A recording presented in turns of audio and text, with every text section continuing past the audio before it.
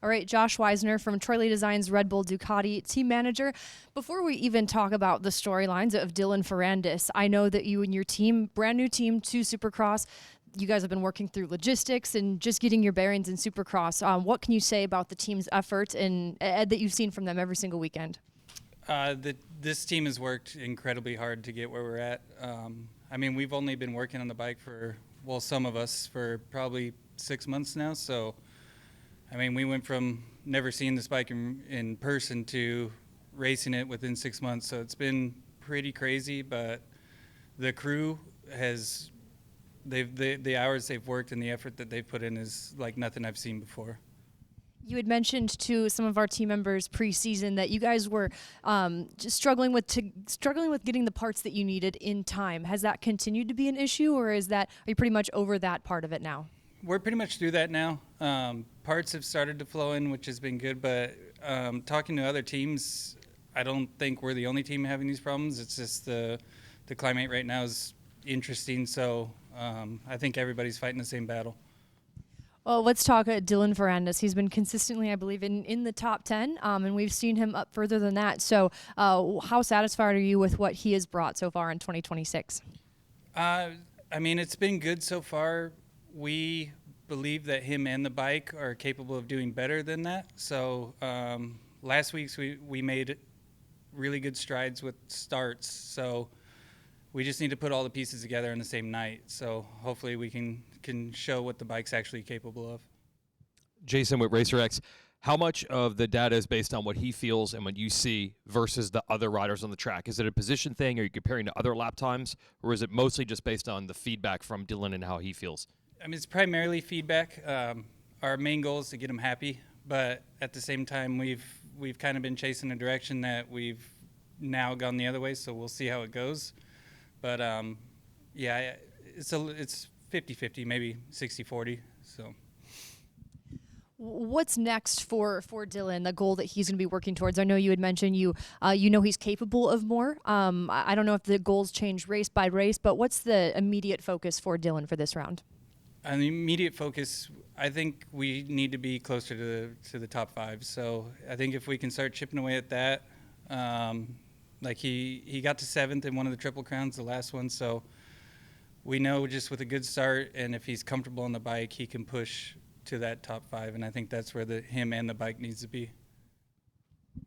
One interesting thing is that even though the Ducati team and the TLD part is new, you and some of the folks were working with Dylan at the previous team of Phoenix Honda. So can you use some of that, some of his feedback you already had to help with the direction, even though it's a totally different bike, but it's not a totally different group of people? No, we have been looking at his suspension data from the previous years. So Ziggy and the Factory Connection crew have all that data, and we for sure look at it and just see, yeah, it is a different bike, but it is still a motocross bike, so they work quite similar. Aaron Hance with RacerX. Just piggybacking off this data, how much more do you think you'd have to work with if Justin hadn't gone out at A1? Or are they two completely different riders? I mean, they're for sure the style's 100% different, but just having that extra data to go off of would have been immense. I think that's been one of our biggest struggles is it's taking twice as long to get the same amount of data that we would have got if they were both racing. So it's just we're doing what we can, but it would for sure be helpful to have another bike on the track. Do we have a little prognosis on Barsha starting to ride again or race? Any idea? He's supposed to see the doctor on the 21st, and that's going to be to get cleared to ride again. So we're just waiting for the results from that, and then we're prepared for him to start riding again. But we'll just have to see where he's at, how he's feeling before we determine when he's coming back. Any further questions? One more. Yeah, last week Dylan had a cut, on his forehead. Something happened with the rock. I mean, did you think it has something to do with the fact that maybe he was not? And I know he was sick as well. No, so that was just an unfortunate event. Fortunately, the Oakley goggles did their job. The lens didn't shatter, so it actually just compressed the lens into his forehead. Like if you look at the lens, there's a huge gouge on it. So initially we were thinking it went through the helmet and the goggle, but it just actually compressed the goggle in straight into his eye. So it's more like a split, like a boxing split. So, but that for sure kind of set the tone for the day. I think it changed his mood, and the day kind of went a different way from there. But he did a good job salvaging the main event. Okay. Thank you very much. Mm-hmm. Okay, Bill, you and the entire team responsible for really putting this event on. This seems like mission impossible. It's very rare that you encounter a schedule that you're up against like this current one, right? Of course, of course. So I was here Wednesday for the actual celebration here in the stadium. I mean, it was electric. The 12s were packed the stands, and they were just screaming and chanting. The Seahawks were down there giving their acceptance speeches, and I knew that, you know, in another hour or two, we were going to be storming the field to turn it over to Supercross. So they left, the parade started, and we came back in and went right to work. We had rehearsed it, I think, so many times in our head and talked about it so much that everybody just went to their places right away. I was just thinking about it here before I came on. It was about a 30-hour process, top to bottom. As soon as the Seahawks and their whole entourage left, we went right to work, putting the plywood down. The dirt started rolling right in.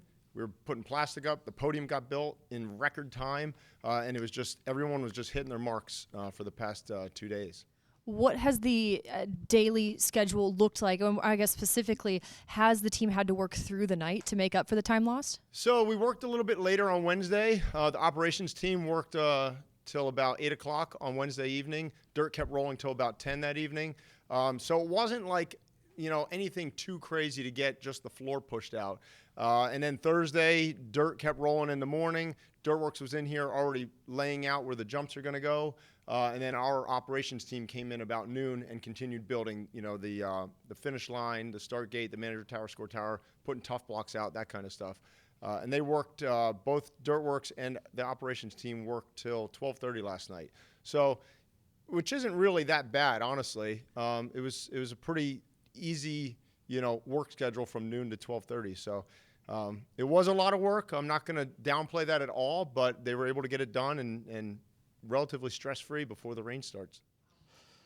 Bill, welcome to Seattle. Jose Moreno, Seattle Sports Commission. Can you tell us a bit more about the importance of hiring the right people to go along with you in the creation of not only the track, but making sure that it is to the standards that you guys are accustomed to having your riders riding? Sure. So Dirtworks has been a longtime partner of ours that has built the tracks day in and day out for us year after year. So they're well-versed at putting a track in a stadium in short amount of time, 2, 3 days, 4 days. This was obviously a little bit faster build. But again, everybody was prepared. They knew that they had to hit their marks. We had some extra people from our Feld Track construction department to help push the floor out. Again, these are all professionals that do this week in and week out. Of course, the operations team, well-trained. Every department has their marks that they have to hit, and we're there as managers making sure that we're hitting those marks and moving as efficiently as possible. Stéphane Legrand, LeBigUSA.com. Was it the first time you got into that situation, and did you feel the pressure? Yes, yeah. So this is the first time in my 18 years that we've done a track this big, this fast. So it was definitely impressive. I think we felt a little bit pressure once, you know, the Seahawks were winning the Super Bowl and then obviously won and the streets came alive and we go, oh gosh, okay, here we go. This is for real going to hit. But there again, we had meetings. We'd come over to the building early in the week, kind of talk through with the staff here the best course of action on how this whole thing was going to work. And I think because everybody feels that pressure, everyone stepped up to the plate and moved quickly and efficiently and was able to get it done in this tight turnaround. Aaron Hatch with Racer X.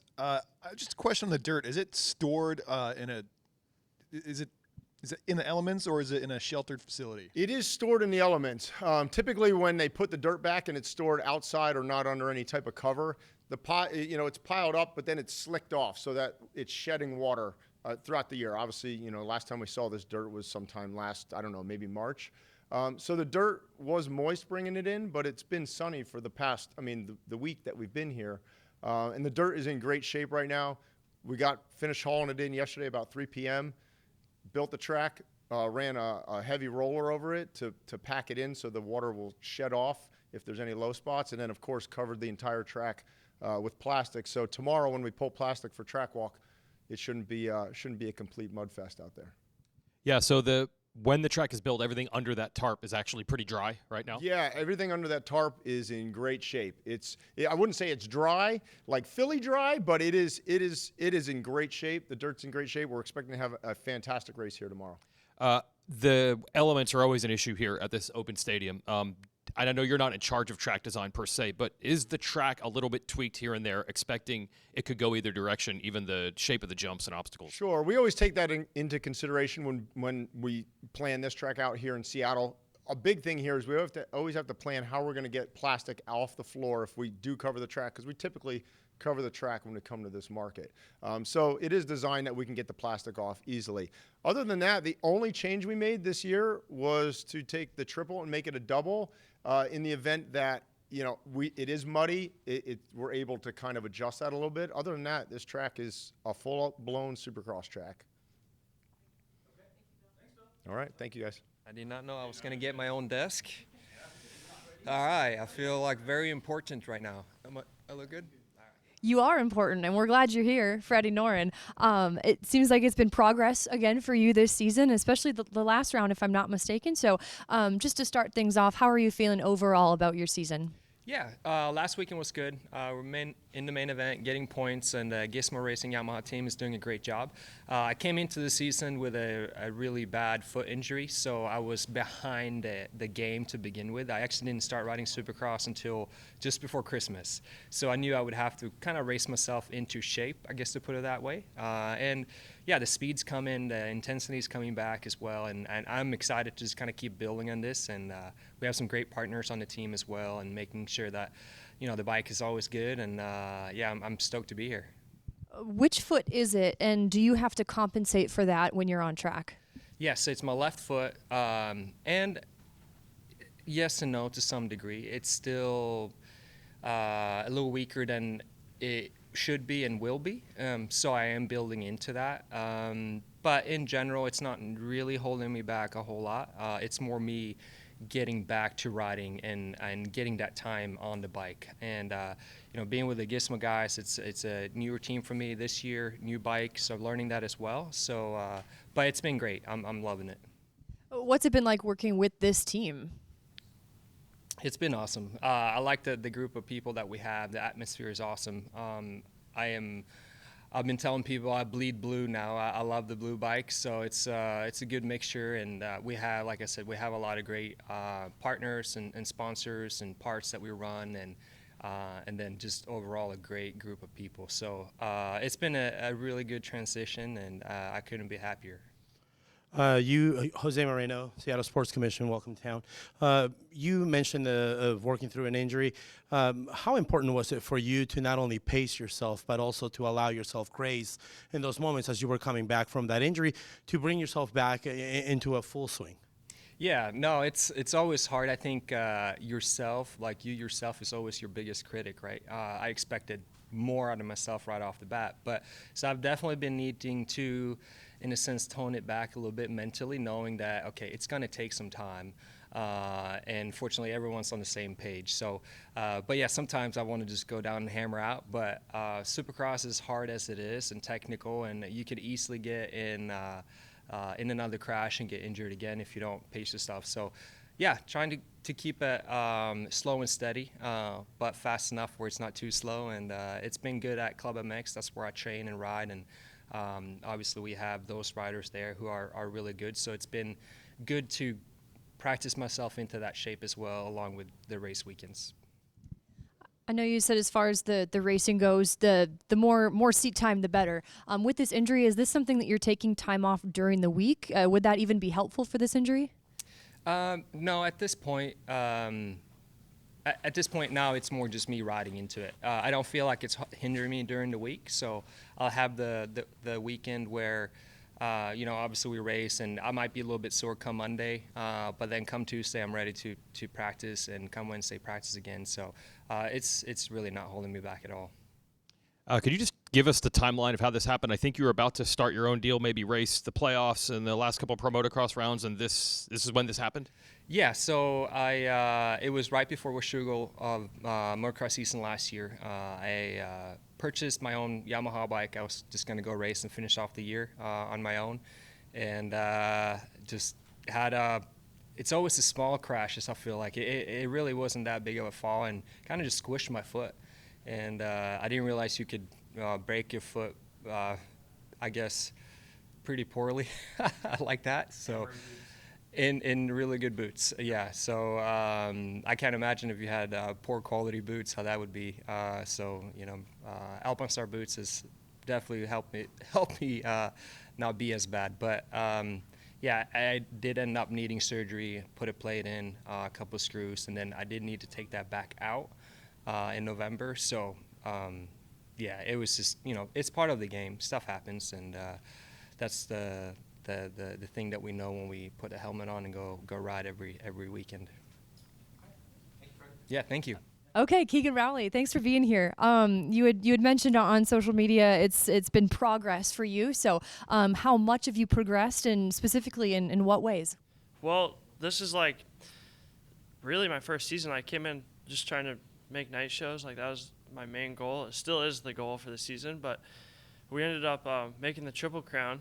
So that was just like insane, just a plus to the goal. But I don't know, I'm happy to be out here, and it's sick. Talk about any nerves that you may have experienced with Supercross and elevating your goals to just making the night show. Are there nerves associated with that? Supercross is a whole different animal from maybe a formerly pro motocross.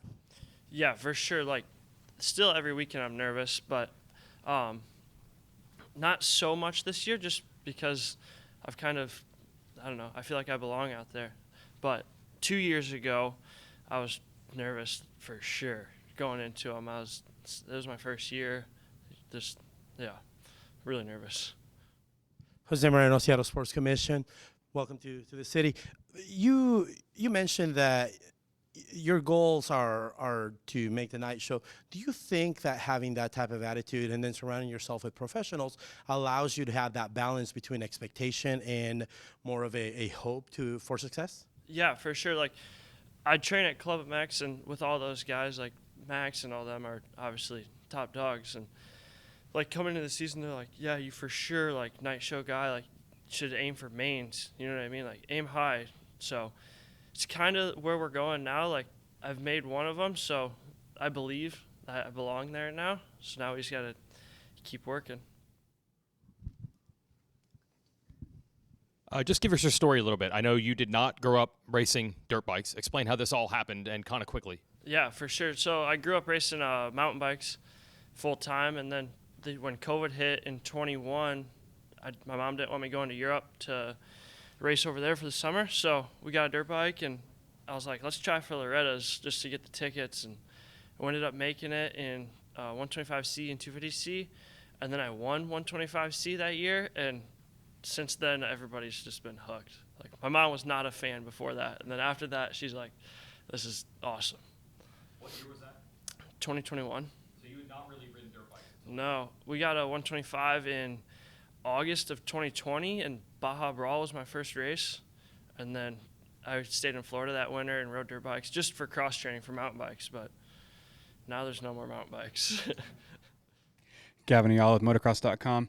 Can you elaborate with us a little bit more what it means to train at Club MX but not being a Club MX rider? Is it just using the facilities? Do we have access to the trainers and the programs there as well? Yeah, like, I'm full-time there. I got access to everything. I train in the gym with them guys.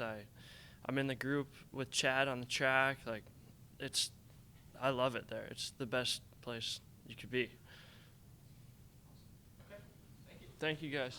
Well, even if you're not winning yet, you've still been making headlines. You are highly regarded as one of the guys to take the biggest step forward this year. Does it feel that way?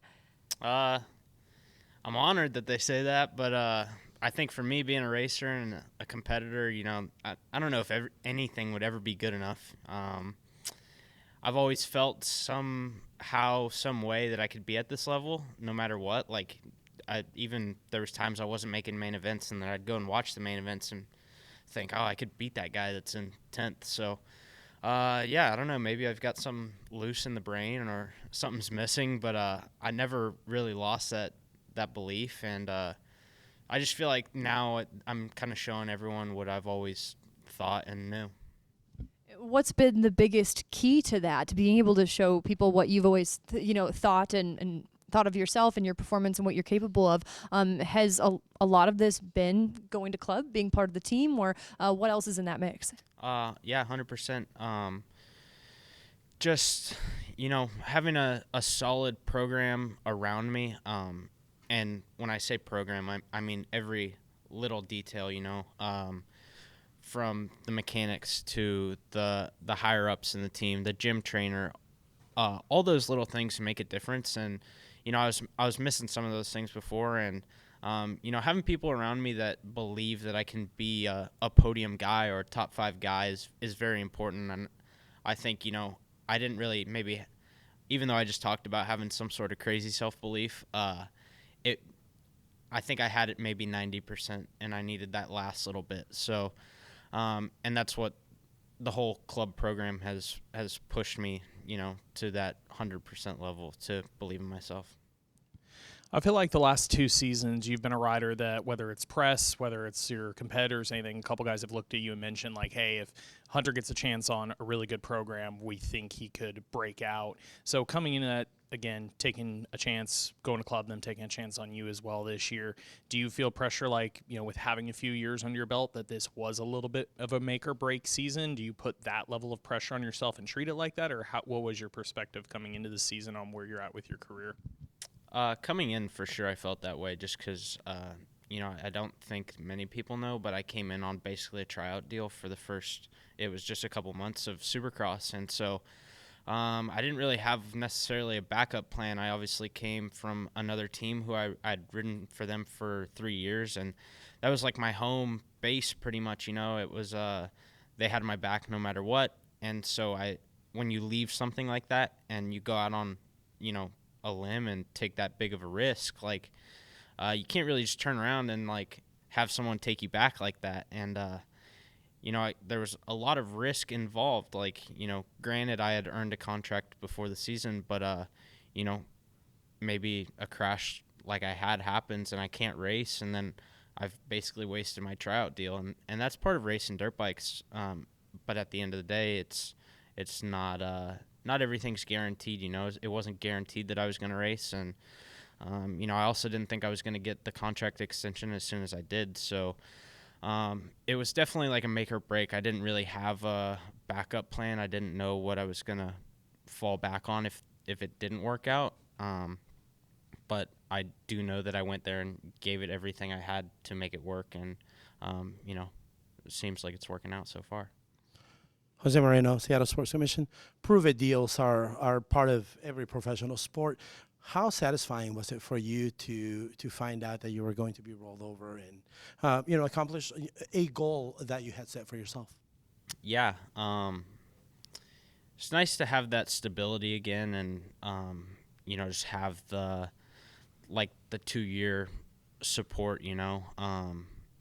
Like I just had mentioned, it was a little bit kind of a make or break, and so to have that stability and know that if something happened this year that I was good to go for next year, I think that also helped me out in my belief as well, and it put some confidence into my riding as well. Like, if they believe in me enough to do the contract extension as early as they did, then I must be doing something right. So yeah, that definitely helped a lot. Stefan from LeBigUSA.com. Chad Reed is now part of the program. Can you tell us more? What is he doing with you guys during the weekend and during the race? Yeah, his role when he first started was fairly small. It was just he was just mostly in charge of the riding program, and he's slowly gotten in more control, I would say, of our training. During the week with our riding, some of our gym stuff as well. So it's been good having him. Like, he's got a lot of knowledge, and when you pair Chad's knowledge with everyone else at club that has, maybe taken different roads to get to the same place that we're all at now, it's a big help. Having Brandon there, Brandon's built that place from the ground up, knows a lot about the motorcycle, knows a lot about training on and off the bike. And so with Brandon, Chad, and then, having Robbie and Greg and Joey in the shop, like it's been a team effort, and Chad was like the cherry on top, I would say. I asked you about this last year. Could you just explain how low your career had once turned to the point where you didn't even know you'd be racing at all a couple years ago? And I say that genuinely because I sometimes feel like people don't understand. I know we got to make it quick, but growing up, I had the Geico deal. I had pretty much a path laid out. A couple weeks before Geico shut down, I was actually negotiating my pro contract, and that had pretty much gotten finalized. I hadn't signed it yet, but everything was good from both ends.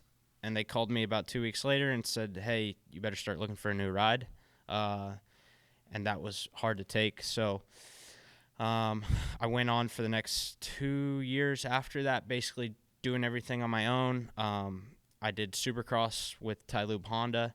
I spent about $60,000 of my own personal money, trying to make that work, and realized that at that time I was going to the races. I wasn't making the main events. It was kind of a reality check, like this isn't working out. And so Supercross ended in April or May, and I was pretty much done after that for the summer. I went and trained kids. I went and worked with my dad a couple days. Like I didn't ride for probably about 4 months. And then, PRMX called me, and I made a couple phone calls with some people that were very important to me. Ziggy, who owns Factory Connection, being the first one I called. And we had a very heartfelt conversation. I think both of us were probably in tears. And I say that because I was in tears, and it sounded like he was as well. So he basically just said, like, it really broke his heart to hear him say that I was going to give it up and quit, because he believed in me since I was 12, 13 years old. Like, that was when I started riding for Geico. And so when a grown man like that, of his caliber, is that emotional over me, it struck something in me, and, really put it into perspective, like, how low I had gotten and how mentally drained I think I had become. And so, I took my chance with Julian, and I haven't looked back since. I've had some struggles here and there throughout the last, basically, it's been 3 years since I've decided that I was going to race again. And, every one of those years I wasn't sure if it was going to keep going. And so, just riding the wave for as long as I can right now. And, the wave seems to be building up, and we're getting some more speed. And, looking forward to keep it rolling and hopefully get to where I think I can be. Thank you, guys. Great. Another shining star from our 250 class, Max Vohland. Max, we know that you are clearly capable of these heat race wins. We know you're capable of podiums. The ceiling for you is so high. So how satisfied are you with how things have been going so far? I'd say I'm pretty satisfied. Honestly, this year has been pretty much a breakout year for me. I've been putting in consistent results, and honestly just been hitting those stepping stones like I've been talking about throughout the weeks. It's just it's a long process, and everyone gets there their own way, and I feel like I'm taking all the right steps to get to where I need to be. And it's been a growing progress, and I'm pretty much at the spot now where I feel like I should be contending for podium positions every weekend and heat wins as well.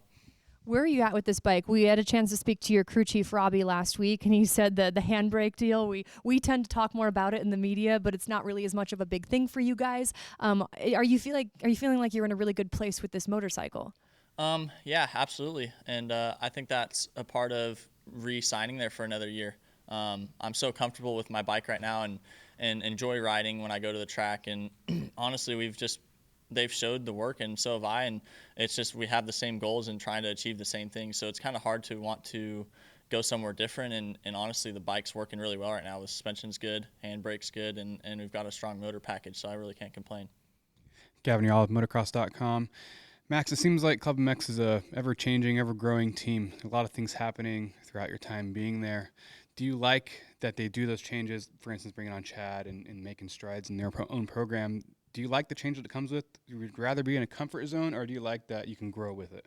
I feel like the changing and trying is the comfort zone. I feel like sometimes, I've been on past factory teams and you kind of get stuck in a spot on the bike and it's hard to try things that you want to try as a rider. You have a lot of more political control at the top of the team sometimes. And at club, it's pretty much I can do whatever I want to the bike. So I can make the bike as comfortable as I want it, exactly how I want it to be. So I like that about the team. That's something that I hadn't had in the past. And I'm glad that Brandon is open enough to let us do what we want to our motorcycles as a rider, which gives us a lot of confidence when we make a decision and it works like how we think it is, and it does. It builds that trust and confidence with the team and yourself. I feel like your answer might echo part of what you just mentioned, but taking a step back to when you first came to Club MX, you had been, since you turned pro on factory teams, you've been with 2 different OEM factory teams before going to Club. When you originally came to Club MX, what was your perspective of the program? Was your at the time, were you expecting to go there, hey, rebuild myself, reset, and move to a factory team again? And has what you've seen since there changed your mind, clearly re-signing for another year? Or did you kind of even know from the moment you went there that, it was going to pay off in the way it has? Maybe that was your perspective to stay there long term? Yeah, honestly, I'll say I went and checked out the facility while I was still dealing with my deals when I was last year at KTM. And I feel like at the time, there's still a little bit of work that needed to be done and polished around. But by the time I came there, the first year, everything was where it needed to be. And honestly, I was off the par. Just coming off of the injury and then having to learn the handbrake, I was actually trying to catch up to them at that point. So, yeah, they believed in me and helped me get to where I'm at now. And honestly, I don't think I would be where I'm at now if I was on any other team. So I'm grateful for that. And yeah, you're pretty much right on the spot. Like without them and all that stuff, it wouldn't have happened to where I'm at. So yeah, I'm grateful that I'm where I'm at. And that's also the reason why I've decided to stay for another year. I feel like we've made big improvements every year. And if we keep making the same improvements, there would be no reason to go to a factory team because we'll be on par and if maybe not better than them. It seems like you and your teammate Hunter, who we had just spoken to, you guys have a really good rapport and relationship during the week. So maybe it's him, but who else have you been really learning from and maybe taking notes from during the week of your teammates? Yeah, I mean, Yoder being my West Coast teammate, we did a lot of our off-season training, and our East Coast guys were actually racing WSX, so they were gone for a majority of the off-season. So it was really just me and Yoder pushing each other, which you need that in this sport. I feel like some guys like to go off and do their own thing, but there's no intensity like it is when you're training with the guys and you're riding, right next to each other. And honestly, it depends certain riders too. Like it's nice to have Yoder at the practice tracks, someone that I can trust in, in his ability and that he's not going to, maybe cause an accident where we both get hurt. We respect each other when we practice and race, and we push each other to achieve greater things. And yeah, I'm happy for that. And honestly, with the team too, just adding Chad to that kind of list, like he's helped out the team a lot with just polishing the rough edges. He's got experience with racing and living at the highest level and also running a team and racing at the highest level while running the team at the same time. So when it comes to knowledge, like you really can't go wrong with Chad. He's got every corner covered. When it comes to Chad and the things he tells you, I worked kind of closely with him a little bit doing his YouTube channel, and I know that he doesn't tell his secrets to everyone. I know that he reserves some of those things for his kids as well. Is he more open with you guys? Or do you think he kind of holds back some of the information? Nah, I don't think he's held back once with us, if I'm being honest. Even, if we are not riding our best, like he will dig into us and tell us what we need to do to be better. And I think he's kind of taken that step into where, racing's always been a part of his life and it's just his time to give back now, and I think he really enjoys what he's been doing with me and Yoder, and it's obviously showed in our riding, and he's been a huge help when it comes to that. And yeah, it's kind of hard not to listen to a guy when he's like that, but no, I don't think he's holding nothing back.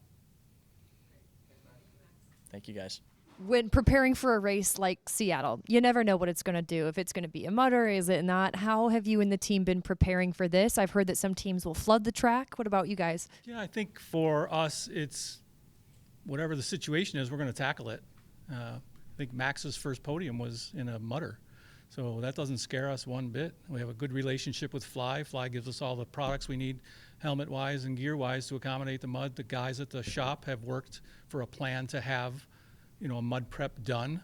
But I feel like it's not going to rain. So I think we're going to be in good shape this weekend. I think so too. Well, questions from the media. Talking about 2027, I believe you currently have 4 riders under contract with re-upping Max, with having Yoder's deal redone, Cody, and then Malinowski. However, the 250 landscape is really wide open this season. I feel like Club MX in the past has been a team that has kind of waited to see who's available and has tried to play that game. It seems like you guys have taken very much an opposite approach by locking everybody down. Is that it for next year, or you guys still have one more spot, or what's your guys' direction going into 27? That's a good question, Michael. I think what we look at and why we wait sometimes is budget restraints. So we start off with what is there to spend and who can we get for that kind of money. And easily put, we happen to land some guys that are really, really good for the budget that we have that outperform a lot of the other teams. So we need to lock them down because they're quality riders, and the results have shown that. And if you look at Max has had his best year so far in his career with us. Hunter's had his best finishes so far in his career with us. Cody finished 3rd, and Devin's going to surprise a lot of people this year. So with adding Ryder Malinowski to the group, that was important to us because we can sort of see the future because he's been with us for a very long time on the way up. You have to sign those guys when they're available for what's available through our budget, not wanting to wait to see what's available there. So to answer your question in a long roundabout way, we'll probably still be looking to expand if an opportunity presented itself and a budget number presented itself. So are we limited to 4 guys? No. Does that answer your question?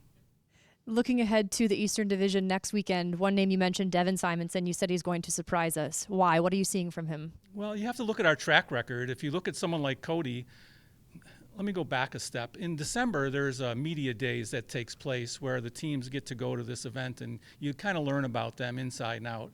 So going into A1, you hear a lot about those riders because they participated in this media event. Unfortunately, our budget doesn't allow us to travel all those guys to that, so I try to provide you all with information that's coming. Hunter led a heat race, and they didn't know who he was, and I felt like I really need to do a better job at making sure they know who our riders are. And moving forward, everybody knows who Hunter is, so I think that his performance on top of the media that we put behind it allows them to do that. The answer to your question is, who knew who Cody Schock was? And he finished 3rd in his region. Then comes along Max, somewhat forgotten. He's amazing, but who would have known unless he came to Club MX if that was going to happen? Who knew that Hunter Yoder was coming off his program and being able to come to club? Like, what's the difference? Well, look at him now. He's like a superstar. We have this track record through our history of building people that might not have been even racing and turning them into something that you're going to want to watch. You're going to want to watch Devin Simonson. It's going to be interesting. He's done the program. He's trying to uphold what those guys have done. And so he's seen what the possibilities are. The accountability is on him to make it happen, and he's taken all the steps to do it. I'm excited for Arlington. Me too. The evidence is certainly there, like you had said. Well, let me ask you about Cody Schock. The decision to keep him in the 250 class, of course, he raced playoffs and outdoors in the big bike class. Why 250 again for Supercross? Yeah, he's really good on the 250, and I would say looking back at moving him to the 450 outdoors and trying to get the SMX points probably didn't play in our favor for him personally. And so I think it's in our best interest is he's really good on a 250, and I think we'll keep him on a 250 throughout the year. Yeah. Thank you. Well, we've been talking so much about your operation and specifically with Hunter. So again, coming into this week, it seems like no matter the conditions, he's managed to make his performances repeatable. That should be again the same this weekend. So I guess how are you feeling about Hunter going into round 6 here? Yeah, I feel confident.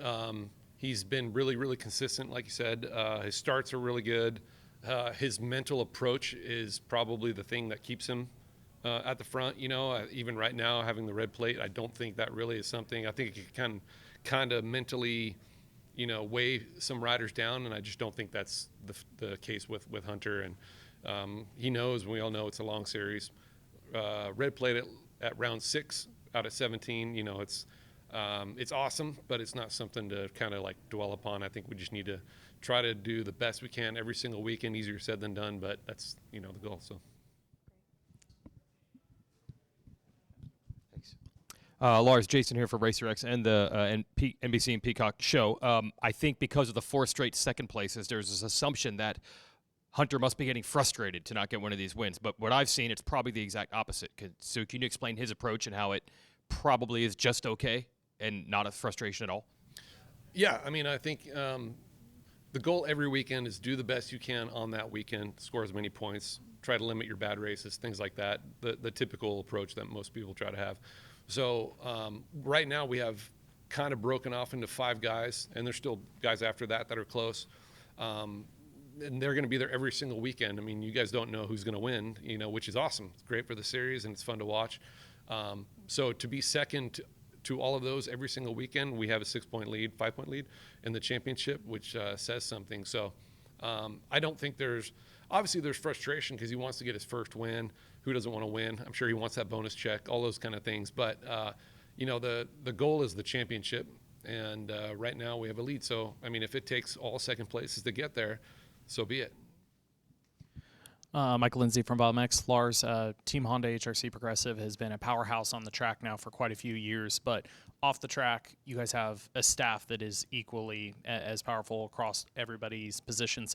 When you end up in a situation right now where you have Hunter leading, but basically everybody else in the team out, how do you balance resources? I mean, I think the obvious thing is most people go, oh, a bunch of guys get some time off because their guys aren't riding, but how do you balance, putting all the effort into Hunter for the title versus, hey, you have all these talented people. What can we do off the track? What can we do to get the bikes better for Jet and Hunter and everybody else when they come back? Things like that. Yeah, good question. I think, right now we're, maybe it's a little bit of catch up like it's been before, the things that you wanted to do to elevate the team even more, or things that just haven't been on the back burner because you hadn't had enough time to get it done. Those kind of things try to take care of. There is a little bit of that, like, hey, the guys, Jet's mechanic, Christian, he's been on the road now for, 6-7 years in a row. If you can take those Fridays off and get a little bit extra time. We actually did a ride day. The whole team, the entire team, I have to say that because our truck driver was so bummed he didn't get to go. And so I got to rub it in whenever I can. Sorry, John. But, yeah, stuff like that, try to keep it fun, try to keep the team atmosphere positive when, we got 3 riders down. It's not fun, but try to make it, we all get into the sport because we love racing and riding, so try to do a little bit of that too, as long as nobody gets hurt. It almost happened. Yeah, Hutch gave me a scare, but anyways, so things like that, but obviously trying to improve and just make sure that we are more prepared than ever before is kind of the goal too. Follow up to that question, having 1 rider instead of 4, I mean, does it make your life any easier? Yes and no. I mean, I will say the races have been, we've had a small staff. It's been kind of a skeleton crew at the truck, just the people that need to be there and things like that, or not need to be there, but, you just, 1 rider, you don't need as many people there. That part has been quieter. We've been able to have the weekends be a little more streamlined, I guess, but it's definitely not more fun. It's more fun having all the guys in there. So as far as that goes, it's, yeah, I guess in a way, I think I said this recently too, it's for bike development, it's not really great, because 1 guy on the track, we're not really making a lot of progress. And Trey Kennard injured his arm when he was testing with recently, and he was going so fast, that's why he crashed. That it's kind of, we're down on those guys, so it would be really nice to have them at the track. The obvious question is the prognosis for the other 3, and is there a chance any combination of them could be back for some Supercross, or even Joe next week when East starts? Yeah, we'll have probably more information on Joe. He's riding. He's in Florida currently right now as we speak, doing some testing. I'm not sure if he'll be ready to go for the first East round next week. but we're trying to figure out if that's going to be possible, and we'll let you guys know when that happens. Jet is able to start doing a lot more. I think you've probably seen either on social or anything like that, to put weight on it, start walking. He's been getting hammered by Doc G in the office there, bringing him to tears because of the stretching he's got to do on his foot. And then Chance is here this weekend hanging out. He's recovering super quick as well. I mean, the injury wasn't that major for Chance, but it would have been a nagging thing for the rest of the year. So it was the best choice, we thought, to get it fixed now and maybe come back from some Supercross at the end. But realistically, I think the goal is Jet and Chance back in motocross 100% to defend, or for Jet to defend the title and Chance to hopefully go for a run at a championship. Cool. Thank you. Okay. Josh Freeze, great to have you here. What are we not talking about enough in regards to your story of 2026? I think maybe, just definitely my the injury I went through last year, and then I guess where my results are at this year compared to the past couple of years. That's what all I can think of right now. So coming back from that injury, the results you're getting now, what's been the catalyst for that step forward in your opinion? Is there something you've done differently as opposed to years past? Definitely having more of an off season compared to the past couple of years. I just kind of showed up to the race and just would ride off of raw talent. This year, I'm super grateful to have Kerry in my corner with Grindstone Freezing Group Kawasaki.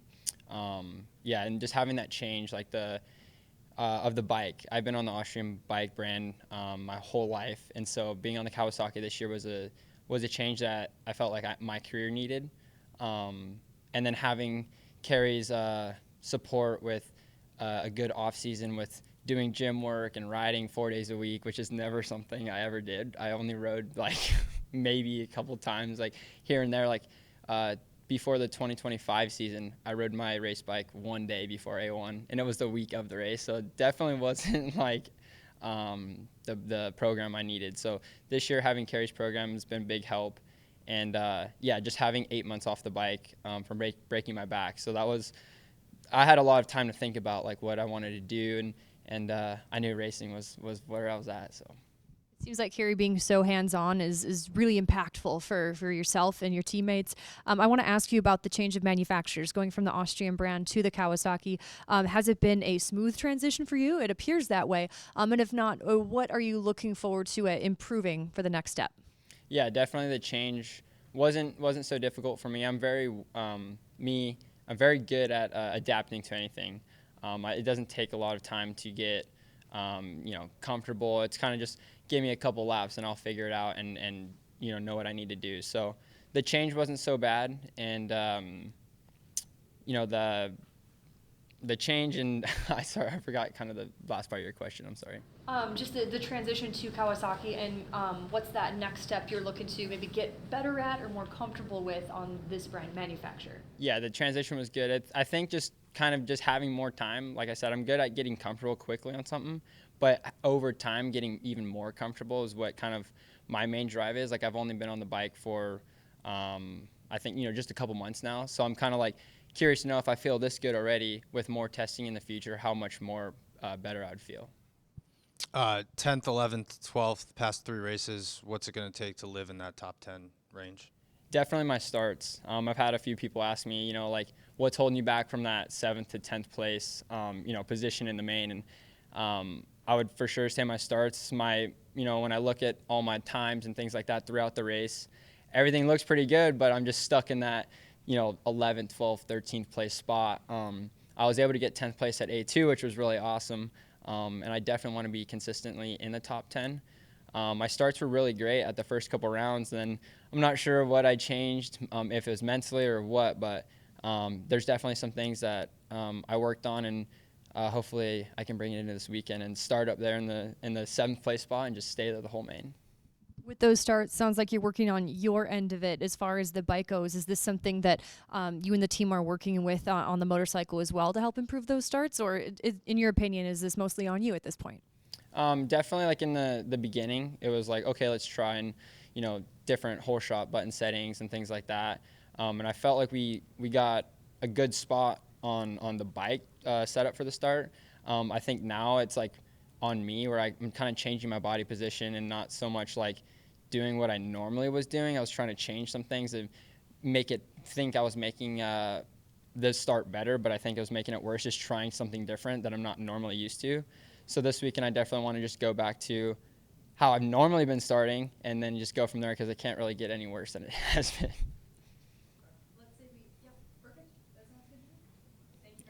Thank you. Reven, a couple weeks ago, if I'm not mistaken, there was a crash, but it doesn't seem like that's really affected you in the week since. So, yeah, where are you at, if that's affecting you at all coming into Seattle? Yeah, so the week after A1, I had a practice crash and missed San Diego, so it was definitely just kind of like a roadblock for sure. I injured my hand and just a little hit to the head, so honestly, it was lingering those next couple weekends, and right now everything's good. Probably the most solid I've felt on the bike this week during training, and just stacking the days pretty much. What is the goal for these next few rounds? Is it a results-based thing? Is it a feeling? What are the objectives? I mean, to be honest, it's that top 15. That's kind of the goal I set for myself at the beginning of the season, and just stuff kind of gets in the way, and got to roll with the punches. So, get another good start, and the goal is just to keep getting better week by week, and hopefully get closer and closer to that top 15, 10 area. Your brother races SMX next, right? Okay, I want to make sure that wasn't just a name association in my mind. Is he someone, do you get to train together ever? Or I guess what's it like having your brother to maybe bounce some ideas off of? Yeah, no, he raced A2 in Houston so far, and so, I mean, having him to talk about the track with, just kind of relate to, because, I mean, we're doing the same obstacles, we're on the same track, and, I mean, just like any, brother connection in the sport, it's awesome to have him, and he's at, such a high level now that, when we were amateurs, it was kind of like I was on the big bike, he was on the little bike, so definitely can relate more now, and, I love having him at the track, and, hopefully race him soon. As we progress through the season, we've so far only 5 rounds accomplished. We've had the opportunity to race on a few varying conditions. Is there a condition that you feel like you particularly excel at, or maybe a round that you're most looking forward to this year? I mean, I don't really have one condition in particular, but I mean, I made my first main event ever at Glendale, so I mean, maybe that hard pack is. I mean, it's what I ride on during the week, so I think it definitely helped at Glendale, and I mean, different conditions this weekend, so yeah, we'll see. That first main event, that's a huge milestone. As you were approaching that main event, or maybe during, what kind of emotions were you having to balance? Some excitement, your heart rate maybe a little higher. What did that feel like? I mean, it's what I worked towards, and what the team's worked towards for me for since the beginning of the season, and I mean, the emotions, just try to keep it under control, to be honest. That red flag kind of, I got a good start, red flag, so then had to regroup. And, honestly, during the race, I was pretty stable. I wasn't really have any, high emotions or low emotions because I expected of myself, and kind of just rolled into the main event, and I knew it was a big deal, but it's something that I worked towards, so I wasn't gonna be overly excited about it. That's accomplishment aside. That had to be a big learning experience. So, what's the biggest takeaway you have out at Glendale? Definitely that first lap. Everyone gets separated super fast, and you definitely have to be aggressive and definitely settle into your spot quick, because everyone just kind of gets into their groove, and it's hard to make up time during the race. So definitely I would say the biggest takeaway.